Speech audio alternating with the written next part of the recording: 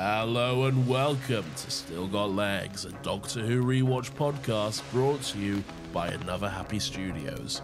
I'm very sick, so I will say this is the fires of Pompeii, and it was timed perfectly.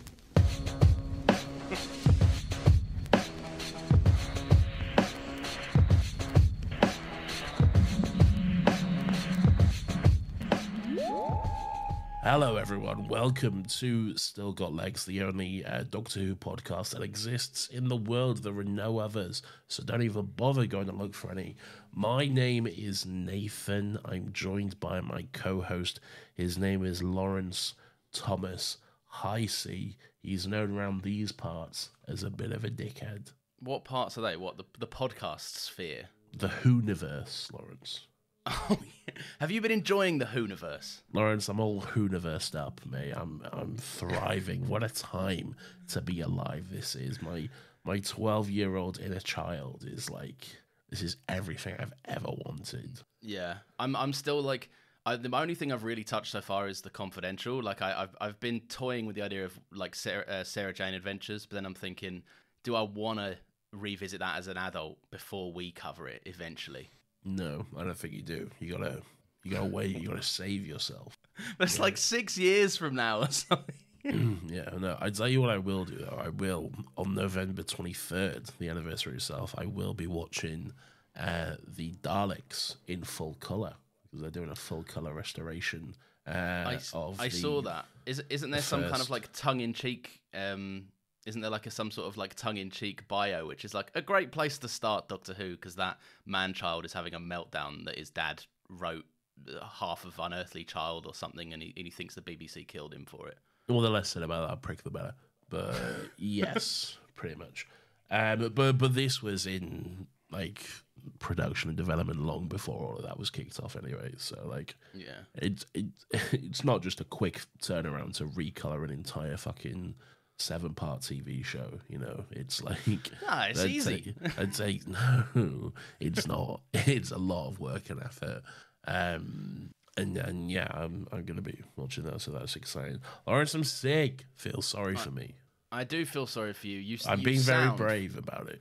You are, and to be fair, I will say, when you have a voice like that, putting yourself out there on a podcast is brave, and I admire you for it. But you sound rough as fuck. All right, well, I feel like that was very unnecessary, if I'm being honest with you. I feel like there was really no need for that, but okay. I think you could do a good Dalek impression with your voice like this. It's not always this raspy, so you need to take advantage of it. All right, I'll give it a try. Hello, Doctor, I'm a Dalek. How are you doing today? It's like they're in the room with us. Fucking move over, what's his name? I know you know it. I don't know it, but I know you know it. You come on, everyone knows it. Is it Terry something? No, Terry Nation invented the Daleks. What's the guy? Fuck, I know his name. Nicholas Briggs. Okay. If you didn't get it, it would have been really embarrassing for this Doctor Who podcast. You knew that. You know Nicholas Briggs, surely. I know it now that you've said it, but I would not have been able to pull that out of my head. You have no knowledge. I know. I do have knowledge, however, about this episode, which is what, Nathan? I guess I got to do this too. This, Lawrence, is The Fires of Pompeii. It's the second episode of Series 4. It is written by James Moran and directed by Colin Teague, who is a mainstay director on Doctor Who, possibly. So I do recognise the name, Teague. Or maybe I'm thinking of Tegan, who was an old companion, I'm fairly sure. Possibly. It's very possible. Both of those things. It's possible that Tegan was or is an old companion. There we are. We know so much. What do you think about the Fires of Pompeii overall? I just want to clarify, Tegan is an old companion, and I absolutely do know that. I was just being colourful. What do I think about the Fires of Pompeii? Yeah. Why? What do you mean, why? It's the only reason we're here. Well, we're going to talk about it. Yeah, and maybe that could possibly have been my way into talking about it, Nathan. Did you consider that? What do you think about it? I think it's one of them Doctor Who episodes that I've like. I'm pretty sure I've rewatched this once since it aired, and that's it. Really? So, yeah, this is not one that I've come back to an awful lot. I think it's like it's fine. I think it's saved because of its ending, and I think, like, I don't know, like, the episode setup and the premise is all a bit boring, but the relationship with the Doctor and Donna is, like, one of the strongest episodes they have together. So it's, I don't know, it's kind of equal parts good, equal parts are just a bit whatever to me. Wow. Go on. The audience very much disagree with you, and of course they agree with me because, Lawrence, this is a certified... Hold on. This is a certified banger.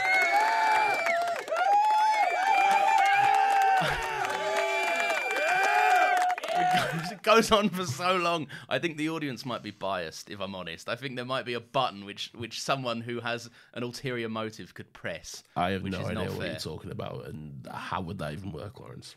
That's true. Yeah, silly me. What? So this is a certified banger for you. You like this? Yeah, it's good. Did you not watch it? No, I watched it. I don't know. It's not like, aside from the Doctor and the Doctor and Donna stuff, like, there's just not much to it, I don't think. Isn't there? I don't think so. Right, but please, I'm happy to be proven wrong. So tell me, what do you love about this? Everything. Nathan, I know you're sick, but I need a bit more from you. What did you ask me? What do you make of it? Like, all in all, what are you defending? Why am I wrong? Lawrence, I don't have to defend anything, all right? This episode is not on trial here, okay? If anything, you have to defend your ludicrous position.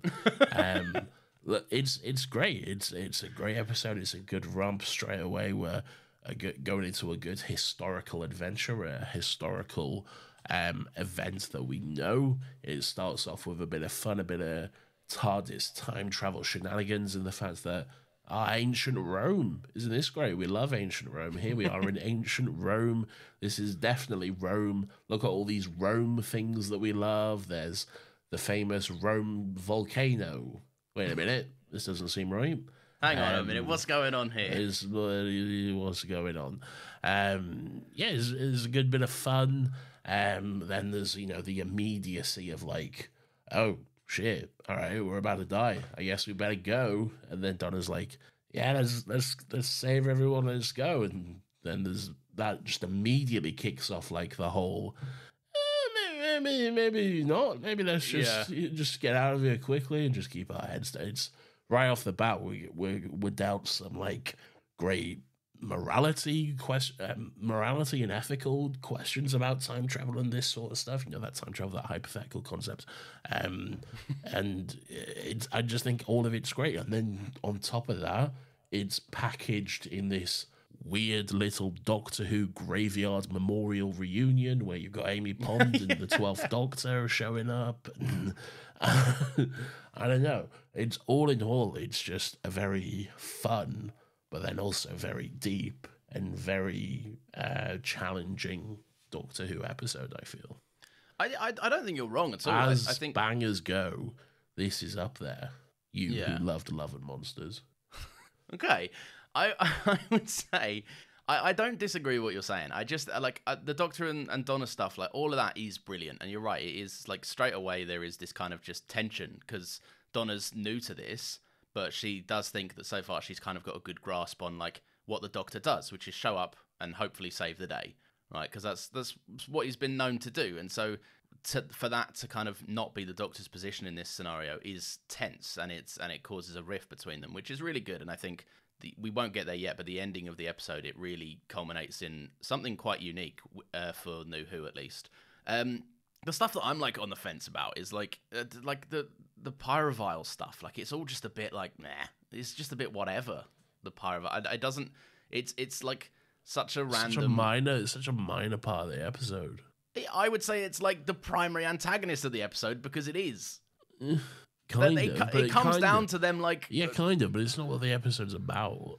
Yeah, no, I agree. So I think maybe the less time was put into this stuff, obviously. Yeah. But, I don't know, it just felt a little bit like...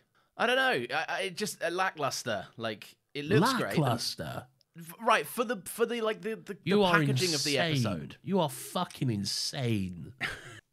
All right, I don't know. The Doctor's had to make hard choices before, but never before has the setting been like this kind of, like, all right, whatever. Like Parting of the Ways, he had to make a rough choice about like pushing a genocide button, and that was way more interesting. There was like a war going on downstairs. Jack and Rose were there. Jack was following the Doctor blindly. Rose was sent away. Like, it dealt with a lot more stuff going on around that central thing. And and the scenes where the Doctor and Donna are running through streets with horrified civilians screaming and panicking and children crying. That's just bland, is it? I'm not saying that's bland. I'm saying that like the pyrovile stuff as a backdrop, as the setting of the threat. Because you say it's a minor part of the episode, but there are sequences where we're speaking to like the sisters of the Sibylline and stuff, and it's all just like, I don't care about any of this. I want more of. I wish the episode was, if anything, more focused. Like, this episode doesn't even have to have an antagonist for kind of something that would have been quite cool to see, because it feels half-baked, and the stuff with the Doctor and Donna is so fleshed out and so interesting that every time it cut away from that, I was a bit like, all right. It's such a minor part, though. Like, it doesn't cut away often. It's you're arguing over like 15% of the episode. I think it's more than that. I don't know if it is. All right, let's go through it anyway, and we'll see what pops up as we go along. I gotta say, this might be your worst take yet, but all right. I think I don't know. I think more people would be on my side if. Oh wait, no, sorry. The brown suit is your worst take yet, but yeah, we'll... Not the coral TARDIS. You don't know more about that. That's third now. It was second, but that's third place now. We should keep a track of this, a leaderboard of my bad takes. Yeah. But I like that it's the first time Donna's travelled in time, so she's straight away. Technically, that's not true. When did she travel in time? In the Christmas Runaway Bride, they went back and saw the formation of the Earth with the Christmas starship or whatever at the center of the Earth. You are correct. That is true. All right, but it's the first time she's got out the TARDIS and seen more than a void of space. Yeah, and like walked the Earth as it was, fucking centuries ago. I like that there's a bit of housekeeping right at the top, which is like, hang on, that's in English. I can read that. And the Doctor's like, no, the TARDIS does all of that. It's a translation thing. And then like straight away, she's just grilling the Doctor. Like, she's back in time. She thinks she's in fucking ancient Rome, and what's on her mind is just, what happens if I actually speak Latin while it's translating me to Latin? What happens then? These are good questions to ask, though. Like, it's true, yeah. This is the type of shit I'd think about and I'd want to ask. So, yeah, I enjoy that. I like that quite a lot. You're seeing people walking around in togas, and you're like, I'll get to this. It's fine. I've got a time machine. We can figure this all out later. But I want to know right now why I sound Celtic. And I don't know what's going on there either. What do you mean? Why does it come out in some sort of Celtic mesh of a voice or an accent or a language? Why not? I mean, it's hard to argue that flawless logic. It's got to come out as something. It's true. But yeah, Karen, I didn't forget that Karen Gillan was in this, but it is an abrupt cutaway to Karen Gillan just staring them down. And I was like, oh yeah, hi. Yeah. She's like a soothsayer sort of thing, like a sister of the traveling pants or whatever it is. She looks very young. She does, which is weird because it's the next season that she's a regular. Yeah, well, yes, but it was also 2 years in between. They also had a year off for the specials. So. Oh, that's true. Yeah. I forget about the specials. It just feels like season 4 was really long. No, yeah, it's the specials. Yeah, that makes sense. Should we'll jump it a little bit, but what do you think of her English accent? It's fine, I guess. I thought it was she's aggressively Scottish, so I thought it was quite convincing. I know she's aggressively Scottish. She's got a proper Scottish accent. Well, yeah, because she's Scottish. But this is what I'm saying. It's like, it's not like quite groundskeeper Willie, but it's still very noticeably Scottish. Because that's not done by a Scottish person. Fucking spoiler alert. That's done by a very American person. I don't know. I obviously, when I first watched this, I didn't know who Karen Gillan was, but I think even now, knowing who she is, she passes for that passes for a very solid English accent. Yes, in Pompeii, which is what I'm looking out for immediately. I'm like, is everyone's English accent up to snatch here in ancient Pompeii? That's what I'm worried about. They do this though, don't they? Everywhere they go, they're either Welsh or English. And that's what it is. Or it's English, but just very fucking Cockney Del Boy sort of. Oh, yeah. That is very true. Have we had a proper? We must have done. Who was our most Cockney up to this point? Just jumping off that though, Peter Capaldi. Yeah, very true. Yeah, Scottish. So no. So your entire point crumbled. I mean, you're not wrong. Okay, fair enough. No, but what I was going to say is I do enjoy the way the every now and then there's always lines of Doctor Who which is just so ingrained into my brain. It's just like, okay, yeah, it's permanently fixed there. I think it's like it's lines which are in trailers. And I can see the moment in the trailer, okay? And there's always the fucking line of Karen Gillan going, "The box, the blue box." It's just, that is so just ingrained into my head. It's never coming out. I love it. It's a great moment. Mine comes later on. I think in the first episode of this show, of Still Got Legs, I spoke about how the BBC Doctor Who trailer maker was a formative part of my enjoyment of editing.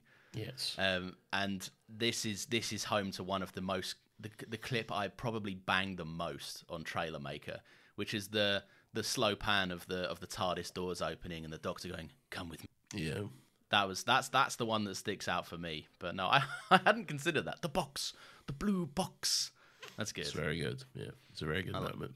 I like that we don't get this line for many seasons to come, but you're led to believe the Doctor has inadvertently, accidentally travelled to one of the, kind of humanity's biggest recorded disasters ever. Yeah.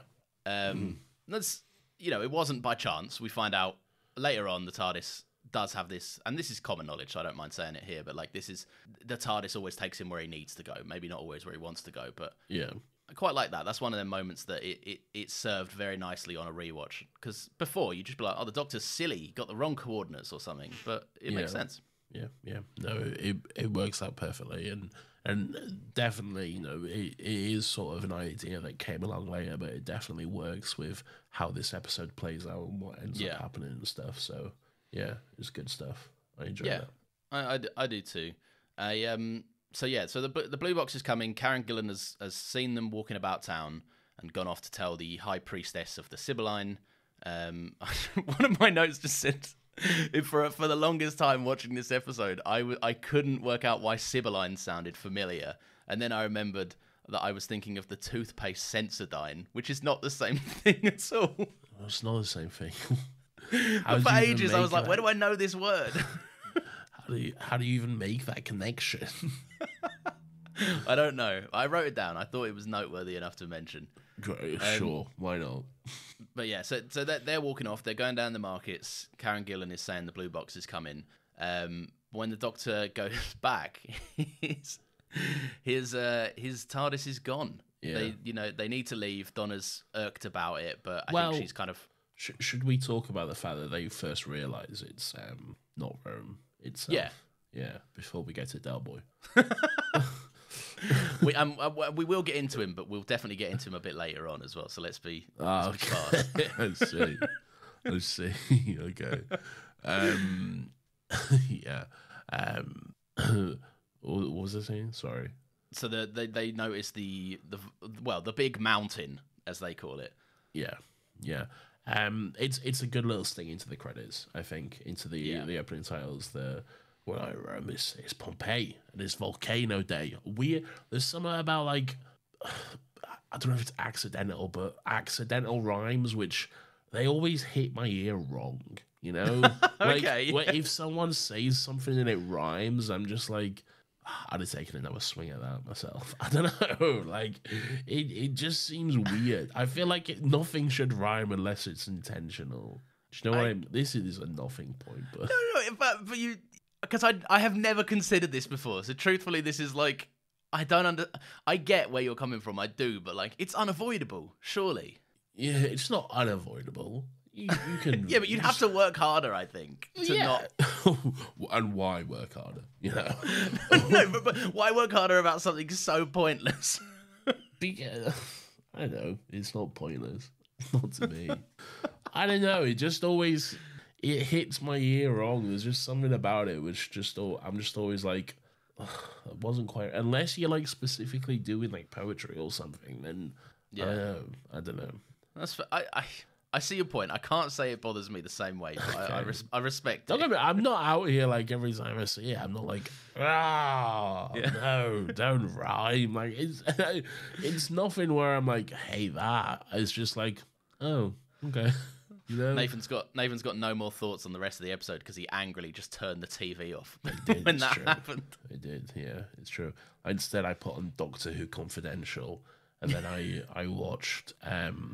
The Doctor Who Confidential for this episode is very fun because, like, the first half of it is like, you know, we'll bring the production over to Europe and it's all this sort of stuff. And we're actually in Rome and we're filming and look at how we set up all these shots. And isn't this exciting and that? And then the second half is just David Tennant does a travel show. And he just goes around Pompeii with a tour guide. What, just like on an off day or something? Well, he initially went with the camera crew to get, because they were going to get like secondary shots of the actual volcano itself, of Mount Vesuvius. Yeah. And he was like, "Oh, I'll tag along because I think it'd be cool to see it." But then he just ended up just going on a tour with a tour guide. It was very fun. As long as he's having fun, I guess. Yeah, it's a great time. That was probably like the easiest day at work for him ever. Just getting paid an obscene amount of money to go on a tour of somewhere that lots of people would like to go and visit. But yeah, do you think that Quintus, who is the son of Peter Capaldi, yes, has this kind of Blue Peter presenter vibe? There's like a young adult quality to him where he's like, he speaks quite softly and he's got a very like unoffensive vibe to him. You see, now, full disclosure, I've never really watched Blue Peter. Okay. Yeah. I know of it from like, you know, culturally and that sort of stuff. I know like Blue Peter badges are a big thing. And yeah, I remember watching a few when I was a kid, and there always seemed to be like a number of dogs just in the studio. Yeah, I think there were a few, yeah. There was always just a number of Blue Peter dogs. But when I imagine a Blue Peter presenter, it's always just quite like, how can I put it? It's always just quite gentle. Just quite like... That's right, yeah. And isn't that nice? And you can see here, we've made a nice little man out of Play-Doh. And as you can see, that's turned out lovely. And I don't know, that's just how I imagine it. And I'm not really getting that vibe from this guy. Okay, all right. Maybe it's something interesting for me. He's like turning up hungover. He's having a night on the town. It's like, this is from an entirely different thing. But for some reason, when I see this guy, what comes out in my head is the line from Assassin's Creed 2, where Ezio's mother says to him, "You need an outlet," and he says, "I have plenty of outlets," and she says, "Besides vaginas." Okay, that, I don't know why, but that's what sticks out to me when I think of this guy. I guess he does have that vibe to him as well. No, I don't know. I think it's because he's supposed to be a bad boy, but he is just the most mild-mannered, gentle soul. Like, he's walking around and being like, "I'm getting drunk," but it's just like, no, you're not. You're drinking apple juice or something. Like, you seem too kind for this. Yeah, I get that. He does seem a bit meek, I'll say. Yeah. But I don't know. But yeah, he's on the wine. He's on the sauce. He's on a great. He's like me right now. I'm on the whiskey. Yeah, you got to get that throat 11 back a.m. in in the shape. morning. Yeah. Yeah, but it's medical. It's medicinal whiskey. It's medicinal, sure. That's what I tell myself. Exactly. I don't have a problem. It's medicinal. I can stop anytime I want. I'm 20. I have the opposite of that problem. Right? Like, I don't drink at all usually, so you have a hard time starting. It's genuinely true. I do. I remember your bad boy days. I went to uni with you. You can't hide from me. It's true. If anything, I had a problem then. And now you've just corrected the wrong way. Yeah. All right. Let's. So we're in the house, right? We're the Doctor and Donna. They modern art. Well, no, they go back to the house. That's the best moment in the episode. I think. It's great, isn't it? It's such a good cut. It is. It's such because Del Boy's like I say, he sold the TARDIS or whatever, which is a bit of fun in itself. But then there's just the question like, who did you sell it to? Who'd want to buy a TARDIS? And just the hard cut to, and it really closely on his face as well. Yeah. Just the modern art. I don't know what it is about, like, I love the idea. And you don't see any of this, obviously, but I absolutely love the idea that he has, like, had this thing wheeled to his home, and, like, and he set it up. He stood back to admire it, and then that's the moment we join him, and he's like, modern art! Like, he's just sat there silently admiring this thing until that point. It makes a great reaction gif as well. Like it really does. Yeah. Whenever like at BBC Doctor Who posts something fire, it's just you go to the replies and you'll just see a lot of like modern art gifs. It's great. I enjoy it. It's very good. But yeah, so that they're in the house. They go there to get it, and I love all of this stuff when the Doctor and Donna. They get to just be silly and they get to blend in a little bit. It's one of the best things about season 4, I think. Silly time travel shenanigans with Dr. Donna. I do like the, and this is all part of that, just the, I am Spartacus. And I'm Spartacus. And then the first, I think it becomes a running joke throughout the series that Mr. and Mrs. Dr. Donna, husband and wife, and they immediately like, oh no. But then I like Kai Gillius is our brother and sister. Oh yeah, actually, yeah, I see it. You do look quite alike. Yeah. And then just the moment of those two looking at each other like, do we? No, we fucking don't. Yeah. It does become a running joke. It's in the. I was quite surprised, but I couldn't get to my remote quick enough to turn off the Next Time trailer. But it's one of the first things that is highlighted in the next episode in the Next Time trailer. So I always it's watch very, the very Next good. Time trailer. It's a good bit. Do you? Do you get you get hyped? Yeah, because it's like. It's like I watched it back in the day, a fun little tease for what's to come at the end.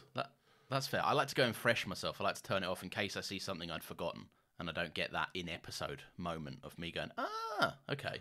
I already know these episodes back to front, so like that's fair, yeah. So there's something called the gift, Nathan, which is basically when people have hands on their eyes. Eyes on their hands. No, I think it's more that they can see the future, and they have then. I think it's entirely the art of drawing an eye on your hand. I don't think there's anything else that comes with it. Well, is it I want to say Lucy. That's not a name, surely. I don't think so. That's a very modern name. Yeah. Every note I've got about her is just the sister or the daughter. Yeah. Well, whatever the sister or daughter's name is, I feel bad now. Yeah. I'm gonna look that up. Evelina. Yes. Okay. Yes. Gotcha. Yes. Evelina. I believe. Is that her? Francesca Fowler.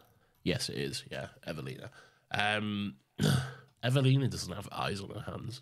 Yes, she does. She doesn't. She does. She does it later when Donna is trying on her little toga thing, and she puts her hands up to her eyes, and she does. She might not in this scene, but she definitely does later on. Well, Lucius doesn't. Yeah, but he's the head honcho, isn't he? He doesn't need the eyes, and he's got that sexist moment where he's like, I feel like you're just making up these rules. No, you're right. He doesn't have it, right? But they've all got them. All the women have them, and he doesn't. Yeah, and then he makes a distinction between like women are limited in their capability or whatever, some sexist bullshit that he says. Yes, but it's. I don't think having the gift specifically means you get hands on your eyes. What I'm saying is that's a byproduct of that. That comes later. You have the gift, so you become a member of the sisterhood or whatever, and then as part of that, you draw the hands on your eyes because it's their symbol, it's their marking. it doesn't mean that you get hands on your eyes because of the gift. Oh, you get a bunch of other stuff. Like you get little rock arms, right? So What point are you making here? I'm saying you have never sniffed the vapors, Nathan, so you don't know what it gives you, what gifts are provided, and what gifts are drawn on manually. Sure. Okay. I've worn you down. Yes, I win. Well done. Speaking of inhaling the vapors, she does look into the fire. And do you think that the adult pyrovillians, if that's what they're called, is that the term for them? A pyrovillian? Yes, sure. But I will warn you, if you're going to ask me if this looks like something, which it may look like, then ask me about this later. Okay. I see. Okay. So shut up is what I'm saying. Okay. At least we know you've got a good choice for later on. But yeah, okay. So yeah. Anyway, that was my entire point on that. So moving on. Great. No, what I do like is I like this character of Caecilius.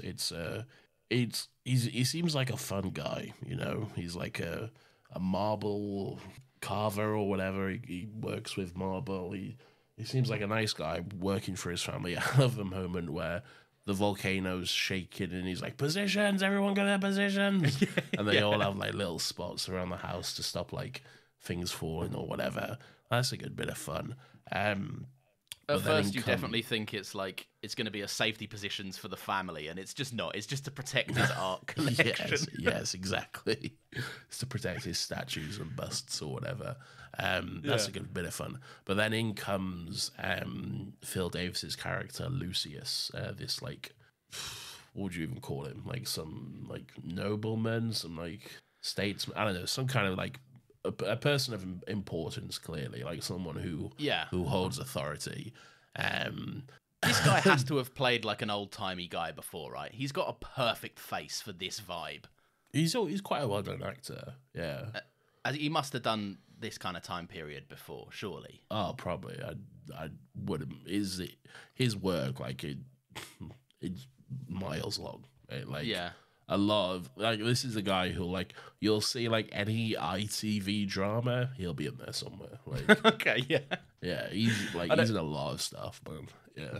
His face reminded me of, you know, that meme where, like, Jonah Hill has a bit of a, more of a bowl haircut and a bit of a long pointy beard now, and people are like, man looks like Plato. No, I'm not familiar with this meme. It's a great meme. Okay. I'll send it to you later, but it is a great meme. Every now and then you like bring something up and it's I'm reminded of the difference in our age and how like out of touch I am these days. You know more meme stuff than I do. You're always showing me memes. Yeah, but like my memes are like very specific, I think, or just like very stupid. Yeah, you have a really immature sense of humor, I think. It's not immature. It's just like it's like the more bizarre and absurd something is, the funnier I find it. I feel like one of your favorite things ever from back in the day was that image of three guys projecting a Christopher Nolan movie onto the side of a cow or something, and you were like, "This is modern art," you said. It's good. It's good stuff. It is good, I will say. It's very funny, yeah. But yeah, right. Where were we? What were we saying? So in comes Lucius Dexteritus. And then he's just like, this guy just shows up and he's like immediately speaking in riddles. And he's like, and the doctor's like, hello. And he's just immediately like, I can see that birds fly east and the corn is yellow, so that must mean you are a man of sight. Like, what? He's just immediately... What are you talking about, brother? Caecilius is just like, have you ever heard such wisdom? He's just literally said absolutely nothing, and Caecilius is like, oh my god, in my own home. Yes, but then I believe the doctor starts quoting Shakespeare to him. And they have was that what it was? Okay. I believe so, yeah, because he says, I can see that every sun must set, or something. And they have a little back and forth sort of stuff, which is which is good fun. But I always like the moment where Lucius, like, the first time the Doctor comes back at him with like a riddle of his own or whatever, he just goes, ah. like it's the first time he's ever been challenged on that. Like, it's the first time anyone else has ever actually said something back to him and not just gone, oh, okay. Oh, very insightful, man. Very wise. And he's just immediately like, all right. I don't like this. Yeah. I this leads me on to my favorite, like, little tiny aspect about this is that this man Lucius, he is allergic to losing, right? He hates being challenged in any capacity because he has this kind of like pseudo wisdom off with the Doctor. Yes. And it reminded me of, you know, Assassin's Creed Valhalla. You can go and like have a flighting competition with someone. Yes, I've been doing it a lot recently. Yes. You just go up to someone and be like, I don't know, the moon is I don't know. I'm not flighting. Okay. Okay. Yeah. That was a great example. But then, thank you very much. But then, like, later on as well, he when Evelyn, is it Evelyn, the sister, the daughter? Evelina. When Evelina comes out and she says to the Doctor, like, the Doctor's like, you can't have the ability of foresight, like, that's not a thing. And then she's like, oh, is that so? You know, fucking Donna of London or whatever. She starts proving that she knows something. She says to Donna, you call yourself noble. Yeah, that's right. Yeah, that's it. And then she says, she calls him a lord of time, I believe. And it's I like that. Yeah, she does. She calls him a lord of time, and then the Doctor's like, that's very impressive. And he turns to Lucius, who is seething that he's been like ratioed by someone else with the sight, and he's like, oh, is that impressive, man of Gallifrey? Well, let me tell you something. And it's like, you didn't need to do this. I feel like What's this for? I feel like you made this entire point just so you could say that Lucius has been ratioed. No, but he was. He started ratioing her, and then they had a little competition. It was I don't know. It felt very bizarre, and I felt like the Doctor was just kind of like the middle piece of all of this. And like, are you two? We can stop at any time, you guys. I believe both of you now. It is a good bit of fun. I do like how completely fucked Evelina looks during that whole scene. Like, yeah, girl looks like she's done like two fucking.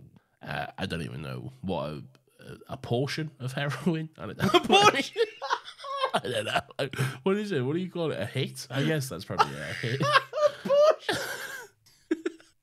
Like, you can tell I had some wild times. Oh my god. A portion. One portion of heroin. Me to my dealer. Can I have two portions? You know what this is? This is like, imagine if you were like a Jump Street cop. Like, if that was your life and you were like, a portion, please, young man. How do you do, fellow you? I'd enjoy one portion of your finest heroin, please. Portion.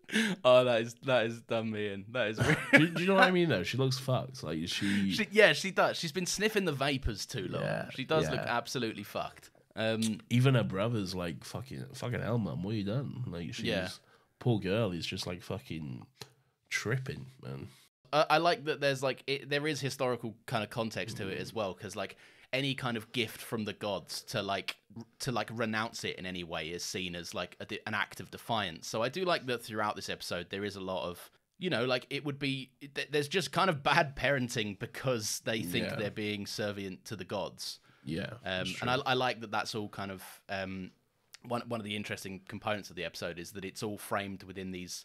You know, what is going to happen if you do fucking put aliens in ancient Pompeii? They are just going to think it's a divine deity kind of thing rather than an actual threat. Absolutely. So we find out that Lucius is like, he's eventually, the Doctor has a little sneak off to his gaff or whatever, and he finds out that like he's been getting marble cuttings of like circuit work, like a circuit board.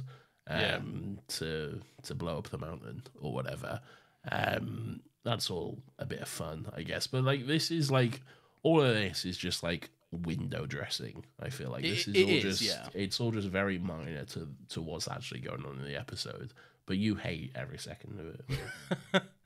There are bits that I like, and there are bits that are interesting. But I think this a bit more work could have gone into making the whole of this episode interesting. Like the kind of, I don't know, all the Pyrovillian stuff. Like aside from it being the choice, the kind of final choice that's revealed later on, meaning that the Doctor has to push the button. He has to, like whether Donna likes it or not, he has to commit to the idea of Pompeii going and burning. That's kind of the only place where the Pyroville stuff is relevant, and it's the rest of it is, like you say, window dressing. But I think, like, I don't know, if they fleshed it out a little bit more, there's a way that this could have like intertwined better in the episode. Not bad. It's the least interesting part of the entire thing for me. Yeah, I don't necessarily disagree, but I don't think the episode is bad because of that. No, that's fair. Like I said, there are tremendous bits in this episode. Like I said, the one of the biggest strengths is the relationship with the Doctor and Donna. So yeah, the Doctor's found these circuit things. There's a new sonic screwdriver setting just dropped. Don't know if you're aware. As the Doctor's leaving, he knocks over. He uses the sonic to just push over the marble circuits. He does. Yeah, that's a good bit of fun. I enjoyed that quite a bit. Yeah. As soon as I saw that, I was like, oh, Lawrence is gonna have a field day with this. I just like that it gets vaguer and vaguer, and they're done apologizing for it now. There's no explanation. It's just like, I guess it can deliver a strong gust of wind or something, or maybe it vibrates the air or some shit around it. I don't know. Yeah, sure. I can see that. It collapsed whatever it was held on. So yeah, you just got to go with it at this point, haven't you? Yeah. One of these, the thing that I do like in this kind of sequence is whilst that's going on, the Doctor is off doing this, but Donna is sat talking to Evelina, and remember, I don't know if we've had one in a while. I can't think.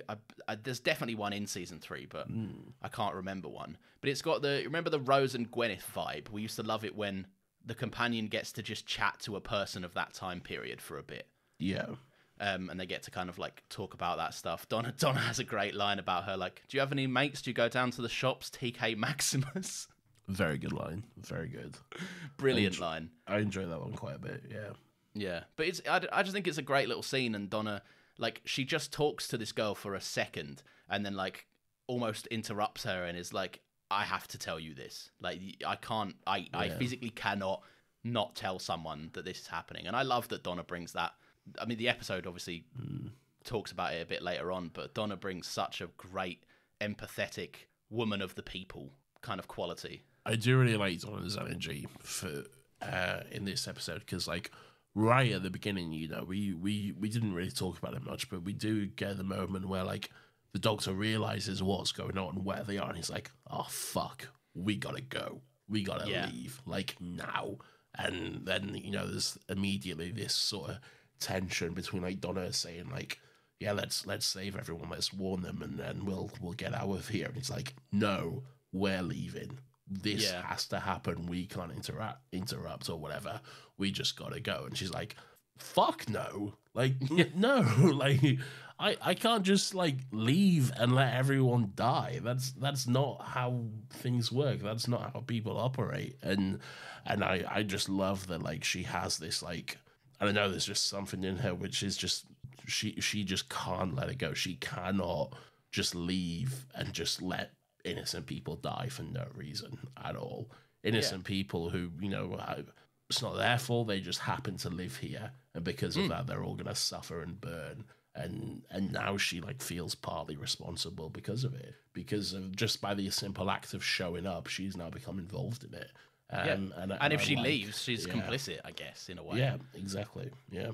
There's like an incredible exchange between the Doctor and Donna where she says, you know, like, turn around, look at these people. That boy's like no older than 16. And he dies because you say it has to be, and the Doctor's like, what? And that's my fault. And Donna says quite rightly, right now, yeah, it is. Because like if you can do something and you do nothing, then you're part of the problem. You're complicit in it. So it's the Spider-Man thing, as stupid as it sounds. Like, yeah, no, it's true. Yeah, with great power comes fucking great responsibility. If you have the ability to, you know, do things that can stop bad things happening, and you don't do that, the bad thing has happened because of you. You are partly responsible. I wish someone would have told Zack Snyder that when he made a fucking Superman movie. But, you know. Yeah, no, but it is the central conflict of the entire episode, and it is just great that, like, I don't think for a second that Rose or Martha wouldn't have called the Doctor out on it, but it's nice that I keep doing that with the Doctor and Donna this week. But it's nice that Donna is so new to the TARDIS and is already just telling the Doctor, no, this won't fly with me. Like, I think she even has a line about, like, I don't know who you've had traveling with you before, but that's not how I roll. Yeah.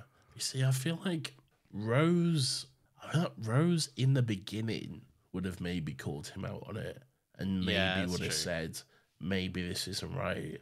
But I feel like by the end of series 2 and having spent more time with him and knowing how he operates and stuff and knowing the rules and everything like that, I feel like by that point she maybe would have gone along with it. I think she would have just been like, I mean, it sucks, but like, yeah. I think she very much, Rose above anyone else, really buys into the Doctor's ego of being a time traveler. Like, there are those moments where, like, she's threatening a Dalek and being like, oh, I met the Emperor and I poured the fucking vortex into his head. Like, she likes being good at this. And I think, but then again, like, isn't that like the Dalek episode in series 1 is very much like that, though. She like refuses to let the Doctor kill it, though. Well, yeah, but like you say, as it goes on, I think she gets. I think especially when she is with 10, because 10 has more fun with it. Yeah. And I think having a younger, more energetic guy around that doesn't feel the weight of the world as heavily as 9 did, it's easier to forget that often you're involved in kind of horrific things. Catherine Tate is also a little older. Donna is also a little older than both Rose and Martha as well. Yeah. So, like, which is a nice dynamic switch up as well. We didn't really speak about that last week. Yeah, I feel like she can't necessarily, not that they were, but she can't necessarily be pushed around as easily as they were. And like, she definitely gives him it back. So like, yeah, it's definitely a good dynamic to have. I agree. Yeah, it's a breath of fresh air, and I just think this is why, like, I don't even know if Donna is my favorite companion, but she's a lot of people's favorite for this exact reason. Yeah. Which I think is pretty clear. She's great. I do. Well, she gets kidnapped by like the Sisterhood of the Traveling Pants or whatever, and then the Doctor goes to like it's not explained how he gets there. They just kind of know where it is, I guess. He's just there, yeah. He just shows up, I guess, but whatever. They're about to sacrifice Donna because she gave, like, a false prophecy. And I love that. Even when she's got a knife, like, held to her, like, stomach, she's still just like, oi! I'll fucking have you. Like, she's just letting did she say, like, I'll fucking... I can't remember what she says, but she says, like, she basically just flips it and goes, I'll fucking do that to you in a minute, sunshine, or something. Yeah. It's great. But what I love the most about this scene, and it's so stupid. It's such a stupid line. But I love it when the Doctor walks in and like they're like, no man can enter here, and he just goes, oh, that's all right, just as girls. Yeah, and he like twitches his leg up a little bit, and he's like, oh, just as girls. Like he's at a sleepover or something. He feels like an excited like 12-year-old girl. It's very. We haven't seen David Tennant do something that silly in a while. Season 2, he was all about this kind of stuff. Yeah, it's true. It's nice to see him be a little bit sillier. Yeah, especially when like someone has got a knife to his best mate's fucking abdomen, and he's like, "Just us girls, it's all right, we're having fun." It is a lot of fun. I like it. Yeah. But then there's a weird rock lady, and she's just before that, there's you spoke about the idea of kind of prophecy, and Donna is about to be killed for doing a prophecy that they don't agree with, that kind of goes against what they think, and I really like that. This is, we speak all the time about how the show, there's often a disconnect between like the TARDIS is often kind of just the vessel to get them to a premise and a setup, rather than time travel often doesn't factor in, at least in where we're up to, doesn't often factor into the thing, into the narrative of the episode. And I don't know, it maybe doesn't address it fully, but I really like the premise of a time traveler saying something that is objectively fact, like it is true. This does happen to Pompeii, and they're like, prophecy, and Donna's like, no, not really, but like I see why they have to frame it in that way, and it's really interesting. I think that's really cool. Yeah, I like the idea that like they know about the blue box, they know about the TARDIS, because like, and I feel like this is something Stephen Moffat plays around with quite a bit as well. Like it's become legend and mythology, sort of like, because it travels around so much, because it appears in all these locations and events throughout history and stuff. It's like weaved its way into the fabric of like legend, and you know, there'll be ancient scrolls which will mention a blue box, and like cave paintings and all this stuff. It's like I always like it whenever it just like shows up in something like that. That's just, I don't know, interesting, I think. You get that a bit later on with like the household gods, and like how they, I won't say what, but because we'll get there, but that's very much kind of acknowledged in the episode as well. Something that, but just before we get too far past it, something that occurred to me, again, we often like to speak about the kind of the inhumane nature of the Doctor, and you know, that's natural because he's not human, but sometimes he comes across very alien, more so than normal. And something that I considered watching this episode for the first time in a long time was how the Doctor is still very much in the mindset of these people die, right? That doesn't change until the very last moment, and even then it's a handful of the possibilities that he could have done. But he's very happy, like, parading the Blue Peter kid. Do you remember his name? No. They know who I mean. I'm sure we said it earlier. The Blue Peter kid. The son of the family. And the Doctor is just very happy taking him on the last night he could have with his family and just being like, show me where that guy lives, and just getting him all into all sorts of trouble and stuff. And like, what got me this time was the Doctor really never stopped to give a shit that this boy will die tomorrow. And the Doctor, that's certainty in the Doctor's mind. I feel like it kind of ties into what he was saying about Jack at the end of series 3, about like how, you know, he's got that prejudice inside of him. Like he looks at Jack and he knows he's wrong. He knows it's not meant to be. He looks at everyone in Pompeii and he knows that they're essentially already dead. They're which already is a fucked way to live. Like, it's horrible. It is. He's not that mean about it or anything, but it is. It's like a subtle. He probably doesn't even realize he does it, but it is like a subtle part about his character. Yeah. Well, that's. I think you've hit the nail on the head, because I don't think he's conscious of it at all. I think it's very much just ingrained in him, and that's, you know, if that's his nature, then that is what makes him alien and makes him at a distance from human beings. And I tell you what, it's actually quite interesting, because like that sort of characteristic was very much a part of Peter Capaldi's Doctor at one point. Anyway, it was almost quite jarring going from, like, you know, Matt Smith, like happy-go-lucky, everybody lives, try to save as many as you can, to Peter Capaldi very happily will let someone die if it means he can further the plot and get onto and to save the day or whatever. Like, it's quite interesting how all that plays out, really. So yeah. Every time I think of, like, I'm really excited to get to the Peter Capaldi era of the show, because everything I hear, like, apparently there's some absolute bangers, there's some poor episodes, there's some bangers, there's a mix of everything in between. But one thing that is consistent is how people always say his Doctor has possibly the best Doctor arc of character writing. I think so. Yeah, I think so. Which I'm quite excited for. Anyway, Nathan, it's just us girls. All the girls. It's just us girls. There's a rock lady. She gets shot with a water gun, which is very fun. I fucking love that. Yeah. And then they go into the volcano or whatever, and this is kind of where, like, things just this is where the meat of the episode comes in, really. Yeah. Because this is where, you know, who cares about all the paraphilia stuff or all that? Just because, like, this is where, like, we find out that it's the Doctor who has to make the choice. It's the Doctor who, basically, in order to save the entire world, he's got to destroy Pompeii. He's got to activate the volcano to stop the ship or whatever from leaving, so that it doesn't blow up the Earth in the process. And because of that, it's an impossible choice.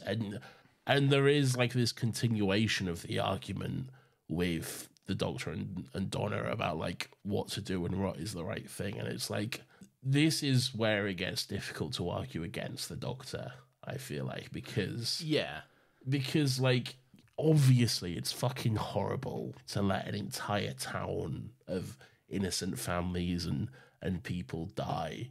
But at the same time, then it's the rest of the world which will have the exact same fate. So like, it really is like an impossible choice. It's like, it's not easy, and fucking hell, I wouldn't want to make it. I wouldn't want to be in that position and have to choose which button to press. Like, I don't know. It's tough. It's a tough choice. It's very tough, and you're right. Like, it is harder to argue against the Doctor in this instance, but like the stakes changed, and I think for his character, it's important to know that this was still his choice prior to the stakes being dramatically kind of enhanced. But then again, I feel like what Donna is saying is like, press the button, sure, but then help people escape, help people get out there, and he just doesn't seem to flinch on that until the end, obviously. But like, it's I don't know. I feel like that's the difficult part, because like, yeah, a lot of people died during Pompeii, and this is apparently a fixed point. This has to happen and that sort of stuff. So I don't know. It's tough, because then even later in this very series, we're getting to what happens when he does change stuff, and what happens when, you know, he decides to change things that he probably shouldn't. And spoiler alert, it doesn't go well. No, not at all. If anything, he makes matters 10 times more traumatic and painful. Yeah, exactly. I do think there's like, it is a really difficult line to walk, and I think that's why the Doctor is so kind of morally ambiguous about it all.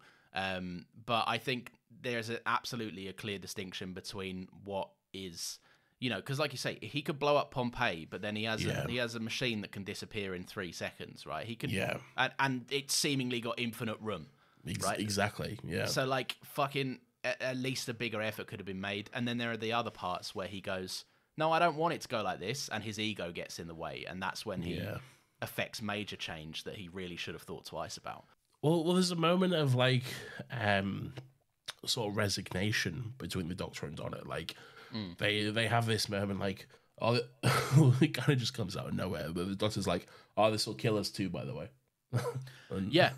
But which is you know, bizarre, because the Doctor is kind of cavalier about it. But I think Donna's "Never mind us" is just beautiful. Yeah, like it's so, it really is. Yeah, and that's why I was bringing it up, because it is, again, just her selflessness throughout this whole episode. It's just it and a lot of stuff with this episode really lends to some of David Tennant's final words during the end of this series, which makes it all the more heartbreaking. So yeah. I like that, you know, she's just very much to the end. She's like, well, let's try and help people as much as possible. I know I mentioned it earlier, but like the scenes where they're running through the town, it's horrific, really. Some of that imagery, like the sky has been, like, the sun has been blackened out. There's ash filling the air. People running in terror, and just a child alone crying and that type of stuff. It's fucking brutal. And Donna is just like, so, she doesn't even know what to do. She's just so like fucking lost in it all, and she's trying to help people. And then the Doctor is just like, he's kind of just like keeping his head down and trying not to look at anyone, because if he does, he knows like he's gonna want to help, but he can't. Yeah, really. And I think that's one of the best things about it, is that everyone running and panicking, you know that it's pointless. You can't outrun a volcano. Like, it's... I can't. We're built different, so we can, but we weren't there. If we were, we would have picked everyone up and ran them all out as well. Obviously, yeah.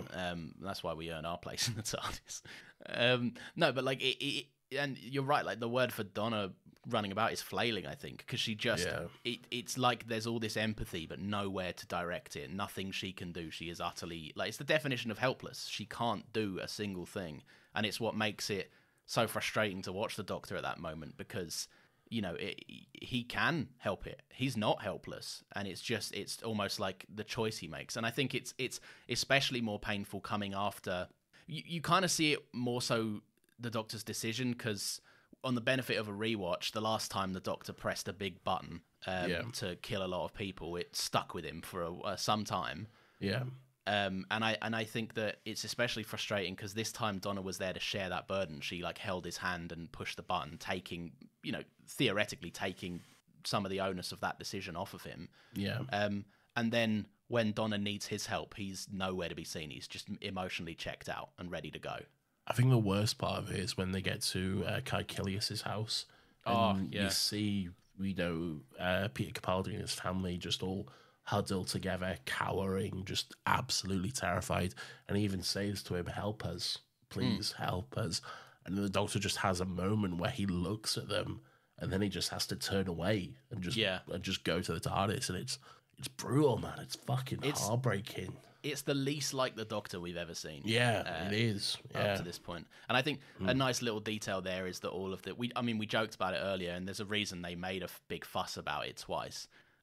It's just such a sad detail that Caecilius is hugging his family, and all around him is the shattered art of his collection. Yeah. And it's like, when it came down to it, like, he's realised that shit's hit the fan and his family are more important.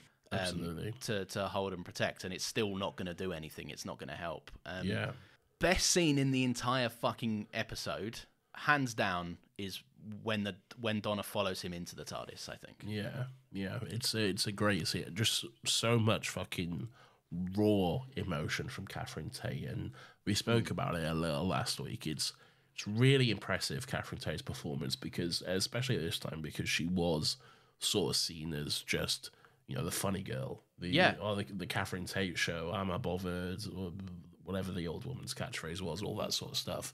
And here she is giving this fucking amazing, heart-wrenching performance, just crying and begging the Doctor to save someone, and Tennant as well. Both of them are just fucking on top form throughout this scene. I think so. I think it's the first... We spoke earlier about how Donna gives it to the Doctor in a way that companions haven't. And if we thought that earlier was Donna giving it back to the Doctor, she stands in like open defiance. She's screaming at him in a way that no one else has ever done, at least from what we've seen in New Who. I can't speak to Classic, but like the way she screams at him, you're right, the performance is impeccable, and Catherine Tate absolutely just disappears into Donna. It's crazy that Catherine Tate is as prolific as she is. She's been in, like, even in America, she's done the US Office, and like she's well known for being a woman of great comedy chops. And I don't think a single time I've watched Doctor Who and gone, Catherine Tate.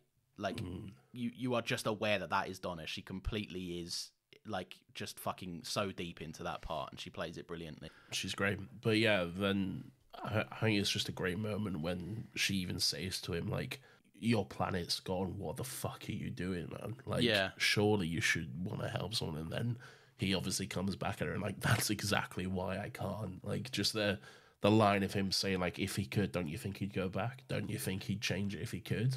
And then just him, like, trying not to break down as he just says that he can't, and then he looks away and just focuses on the TARDIS. It's heartbreaking. Really good stuff. Yeah. I like that he almost... I know it's not, because it's born out of deep trauma, obviously, but, like, he seems cowardly. He just seems like he's scared to take the chance to change it. Yeah, he does. And I love that she's able to convince him. I love that... could he have done more? Absolutely. Yeah, probably he could have. But I love that she's just getting in his head, just one person, one family, just not everyone, just someone, just save someone. And then we get the great scene where the TARDIS lands back at Caecilius's house, and he saves them and that sort of stuff. And it's this is retroactive, but it's obviously a very important moment in Doctor Who history, though. Yeah, I was going to ask you about that, because you know more about this than I do. Yeah, I won't go into too much of it now, obviously, for anyone who is just like watching along for the first time, if any. But the fact that the actor who plays Caecilius is later on himself playing the 12th Doctor, that is not ignored. That does come back in the show itself. So yeah, there's something very, very interesting to look forward to, which I enjoy. It also isn't ignored when he's John Frobisher in No, it is. It is. And he executes his family, and then no, it's ignored. This is what I choose to be. No. Right. That was heavy stuff because it is a heavy ending, but I know something that will make it a bit lighter. Nathan, what do you think? What's that, Lawrence? That will be our favourite segment of the show ever. Weirdo of the Week!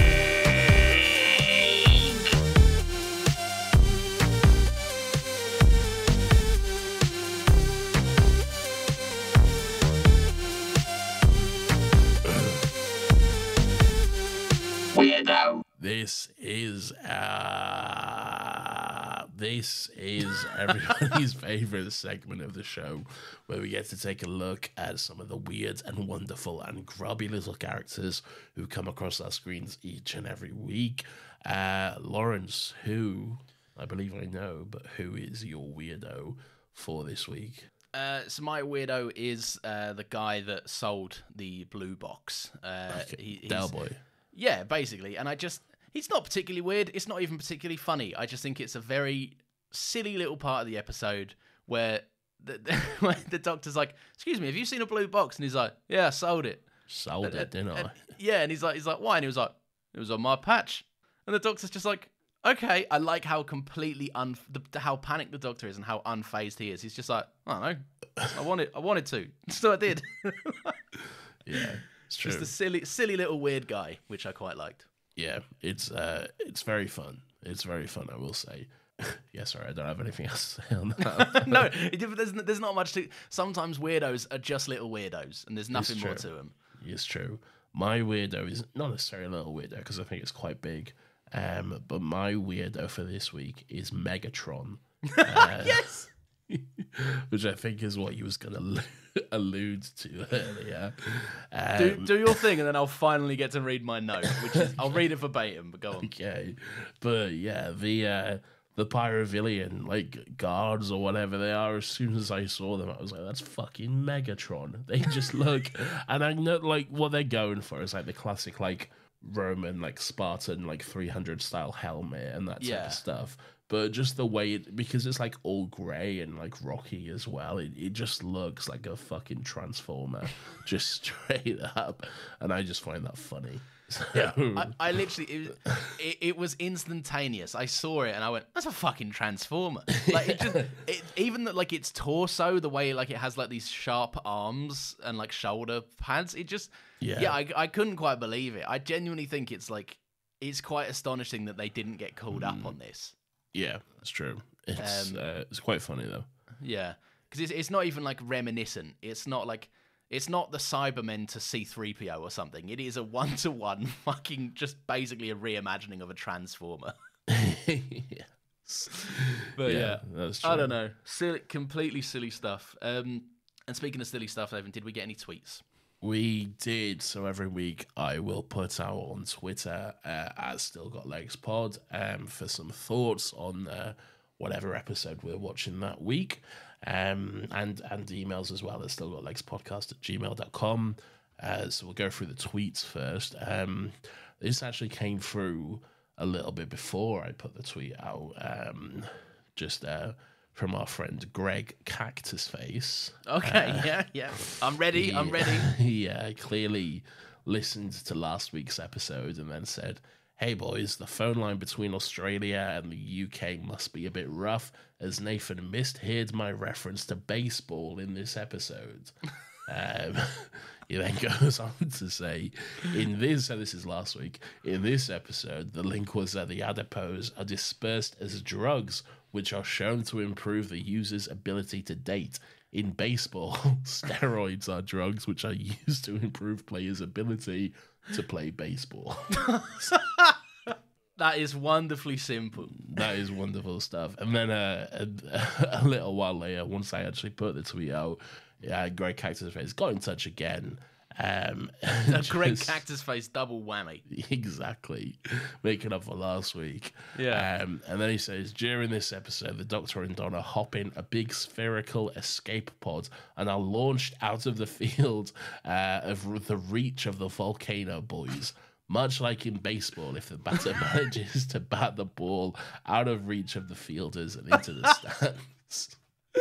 And it's true. It's true. It's a very good point. And thank you to Greg Cactus Face, as always. It's become more of a game for us watching these episodes now. I'm like, screw the analysis on Doctor Who. I'm like, what possibly could be a baseball reference here? Yes, it's great stuff.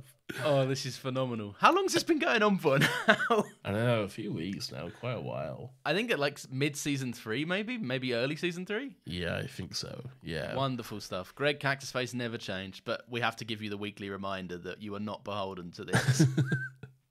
Damn the Lamb says, my favourite one-parter episode of Who. I know I'm probably blinded by nostalgia, but the soothsayer off scene still gives me chills, and the Doctor and Donna's conversation in the escape pod is heartbreaking. Also, the music is phenomenal in this one. We didn't really talk about that, but yeah, Marigold. That's good music, yeah. Very, very good stuff. I feel like we just don't really necessarily talk about the music because, like, every week we just be like, yeah, it's pretty great. Yeah, it's just a widely accepted good component of Doctor Who. Like, yeah, it's so good. Robert Vasquez, I apologize, says, so did the TARDIS allow itself to be moved by ancient Roman movers, or did the Doctor just leave the parking brake off again? It's a bit of fun.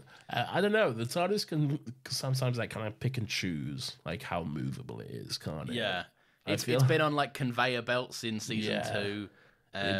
It's been like it's like at some points like the whole Earth can move, but the TARDIS will stay exactly locked in its position. But then in other times, like the Titanic can crash into it, or like a bunch of little blue people can move it from one room to the other. So I think sometimes it's like, I think if it doesn't matter, the TARDIS is like, whatever. But like for the moments where it stays in space, that's important for the Doctor to see what's happening. And I think it's also telling that the TARDIS was directly taken to Caecilius' house. I feel like it's whatever the plot calls for. Yeah, and you're right.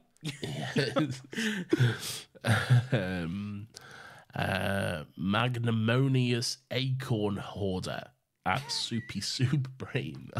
First of all, can I just say, like, some of our listeners, our followers, they have just the best Twitter handles ever. Magnanimous Acorn Hoarder. It's all good stuff. This episode is where Doctor Who really starts cooking. It's Tennant and RTD at peak performance. The best companion so far. If you're a 10 head, this season should be why. This episode is great too. Great baddies, great writing, even a great retrospective Capaldi, which is very true. Mm-hmm.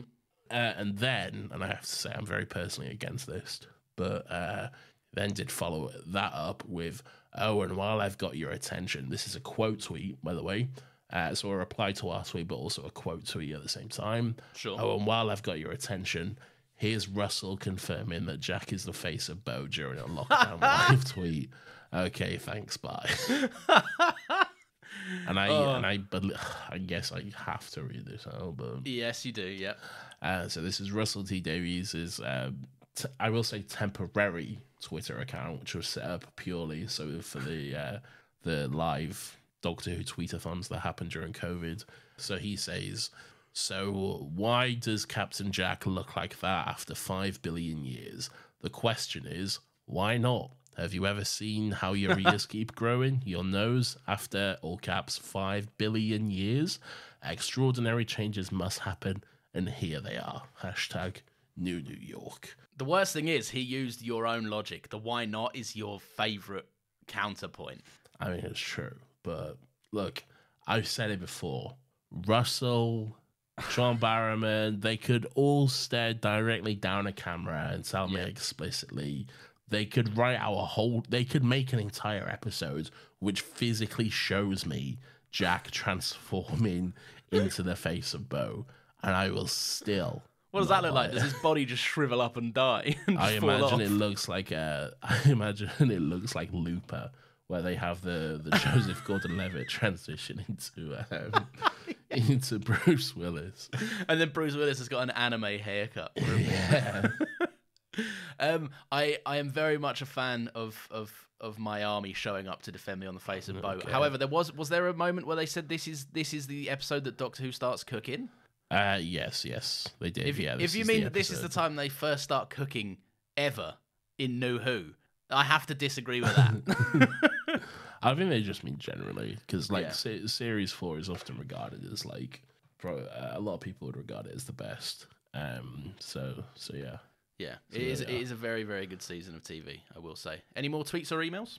I believe that is it for the tweets. I'm just double checking here. A few people followed up last week, just letting us know about how Wilf came to be involved in oh yeah, you texted me the very next day saying I've just watched Confidential and we were wrong. yeah. I immediately after we recorded the episode, I watched the Doctor Who Confidential on it, and then in that they have like, the original actor who played Donna's dad in the scene as well, but he unfortunately passed away before. Well, no, during filming, because they actually did manage to film a scene with him, and you can see that and stuff. But then he unfortunately passed away, so they just changed it and recast with it. Well, not recast, just wrote a new role for Bernard Cribbins. So that's how that came to be. Emails. Okay.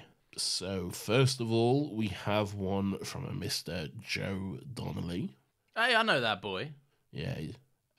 Joe says, "Hello again, Joe here for another Who thought. This episode has one of my favourite scenes in all of Who. The final scene with the Doctor and Donna, where Donna asks the Doctor to save someone. It's a beautifully written scene, and Catherine Tate really shines here. It's one of those many great moments, but probably the best way it was done to show why the Doctor needs a companion. Against the music from Murray Gold, it's just perfect. The episode itself is a lot of fun, while I would say a bit slow in parts, but it pays off at the end for what it does for the development of the Doctor and Donna. Big love to the pod, and happy Doctor Who month, sent from my iPhone." Thank you, my iPhone, for those thoughts. Thank you, Joe. That's pretty much what we've said, really, isn't it? It's just there's weaker components, but that you hated the entire episode, obviously. And you said that many times. That the ending scene is where it shines, and Catherine Tate is phenomenal. Yeah. And we did definitely compliment Murray Gold in the episode. You all heard it. It happened. Very, very true. Thank you, Joe. This one is from Jared Coastal, who says, "Hello. I hate historic Doctor Who episodes. All the best, Jared." / Jeff Lemon. Nice and simple. I appreciate that. I can see where he's coming from, because usually they're not my favourite, to be honest. The Shakespeare one's a bit naff. Yeah. There's some like the Gelf stuff as well. That's naff. Yeah, they often can be, but I feel if done right, they can be very interesting. Which I feel like this one was really. So. Yeah. No, yeah, I like it when they use the when it's just that they go back in time and Charles Dickens is there as well. It's a bit like, I don't care about this. This is nothing. Yeah. But when it's like, having Pompeii be a big red death button that echoes the Doctor's Gallifrey choice, and having Donna there proving why the Doctor needs a companion, that works perfectly for me. Absolutely. So that's it. Thank you to everyone for getting in touch. As always, again, you can do so at Twitter at StillGotLegsPod. You don't have to wait for me to tweet out. You can just tweet out us, let us know your thoughts on the next episode, which will of course be the Planet of the Ood next week. So do that, or again, email us at stillgotlegspodcast@gmail.com, and we'll read them out, all of them. I always say, however many we get, if it takes 20 minutes, it takes 20 minutes. I'll read them all out. I'll do it. Yeah, no, I like it. I think it's a good little time to hear everyone's thoughts on it. It gives us a good overall of the general consensus, at least from the fans of Doctor Who, which is, I'd imagine, are mostly biased towards liking it. We have also started doing it on another Happy Pod, and it's funny because Lawrence gets nothing. So right, no, it's not Lawrence gets nothing, is it? It's the show, which is unfocused every week about something different, gets nothing. Hey, this podcast is now officially more popular than another Happy Pod. It is. That is true. By quite a lot as well. By large in part, thank you to my lovely TikTok contributions. Well, we don't know that for sure. But I think we do. I think we can find the dates. We don't know that for sure. Speaking of which, it's been a while since there was a TikTok, hasn't it?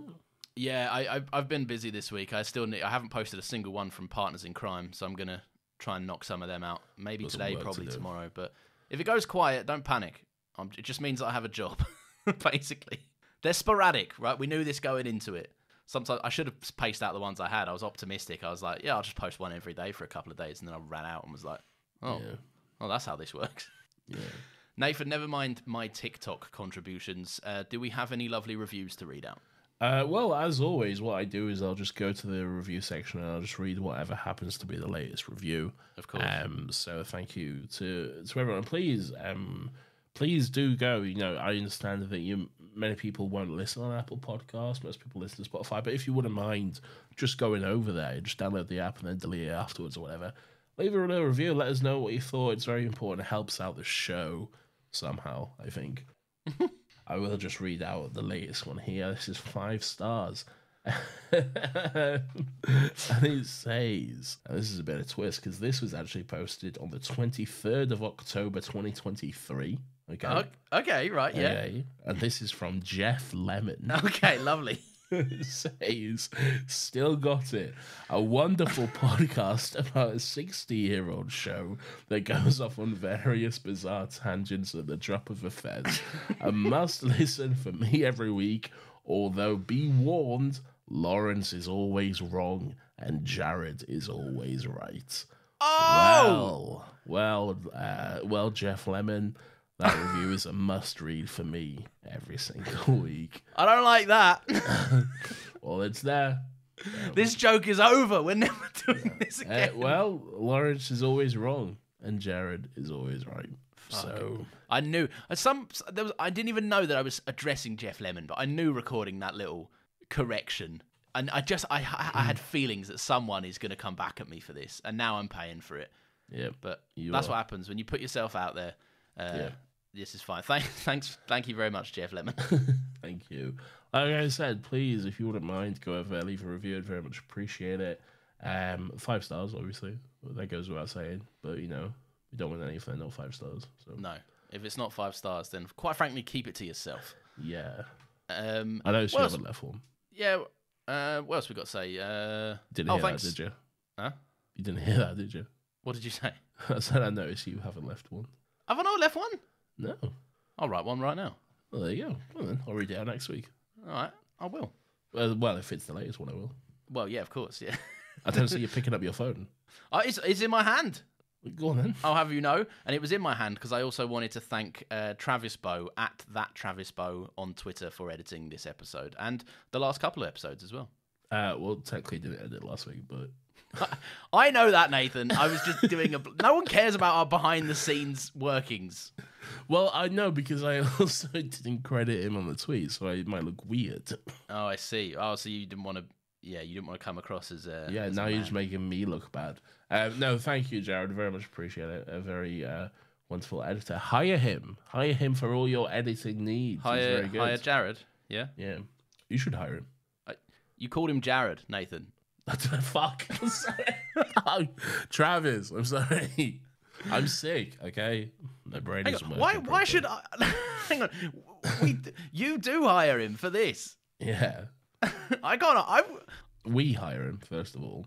But also, you should hire him to do your work. Just to do my work for me. Yeah. And then the only way I continue to make money is if I undercut him on the price and keep a profit. That is what you do. You get him to edit Caravan of Garbage, and then you give him like 50% of the paycheck for it. Okay, yeah. And then you still have 50%, so you just outsourced it.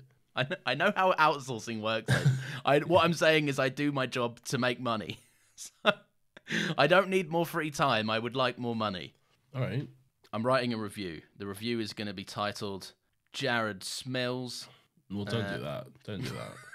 Yeah, it was just the last half an hour of the show has just become a complete fucking puzzle box of in-jokes and ridiculousness. I'm going to say, wow, what a fantastic... Lawrence, don't tell us because we'll maybe read it out next week. That's true. It's the latest review. If it's the latest review. It will never be seen again. We'll see.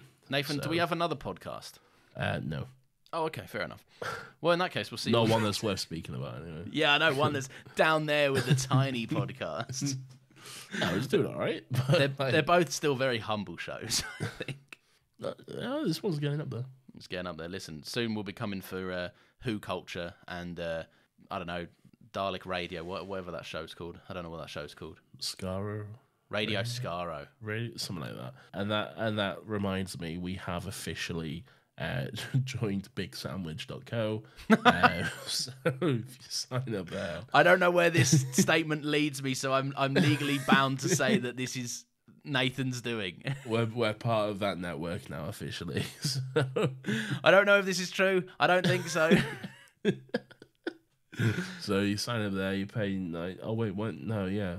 Why am I shilling for that? Yeah, what you're doing is false advertising for not even getting us any cut. Yeah. All right, forget about that. Don't do that. But but all right, here's what you do. You pay us $9, but then you'll also get access to Big Sandwich somehow. So I'll leak the password. Yeah. Wait, no, that's not how it works. No, it is. Yeah. Lawrence will share his account with you. No, if you pay us $9, everything. My account just has like 8 users or something just attached to it. Lovely. Well, thank you very much for listening, everyone. We love Doctor Who. Nathan loves having a coughing fit and disguising it by pressing his cough button. And cool beans. We actually do have another podcast there, by the way. It is okay. Okay. It's called Another Happy Pod. It's our pop culture show where every week we talk about a movie, a TV show, whatever else is going on, and we have fun doing it. This week we talked about the Spider-Man 2. Incorrect, Nathan. This week we spoke about The Incredibles. No. Yeah. No, because this episode comes out on Monday. Oh, fuck yeah, you're right. Okay. I know. There's never a doubt. I knew I was right from the moment I opened my mouth. Fair enough. This week we spoke about The Incredibles, apparently. No, it's just true. It just happened. Yeah, because apparently it's all about The Incredibles. But next week we're speaking about Spider-Man 2. So get it while it's hot, which is when it comes out Fridays at 10 a.m. Yes. Get it while it's hot, which is 5 days from now, you listening to this. Or just whenever, you know. Yeah. Anyway, thank you for listening. We love you lots. Thank you to everyone that is like that. We've got a few more Twitter followers. If you're new, thank you very much for being here. Should I read some of them? Should I read some? Should I dox all our Twitter followers? No. Why not? Just end this. Poor Travis is just waiting to do something else with his day. Shout out to Jade, who recently followed us on Twitter. Fucking hell. All right. Thank you, everyone. Thank you, Travis. Thank you, Lawrence. Thank you to yourself for listening, and good night. Bye.